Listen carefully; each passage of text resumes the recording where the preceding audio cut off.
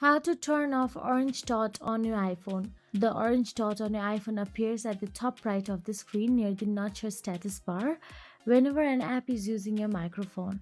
It is a privacy feature introduced in iOS 14 and cannot be turned off directly. The orange dot appears, it indicates your microphone is active, for example, when you're using voice memos, Instagram stories, phone calls, or Siri. So now, in order to stop it from appearing, simply open the settings, check which apps have microphone access, and you can simply toggle off that option.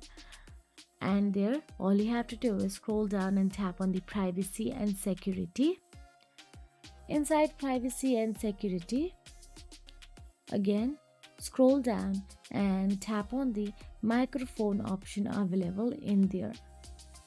Then you will see a list of apps that have requested microphone access.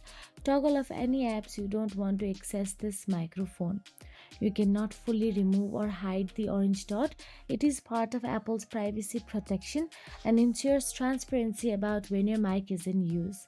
If you found this video helpful, please like, share and subscribe, and thank you so much for watching.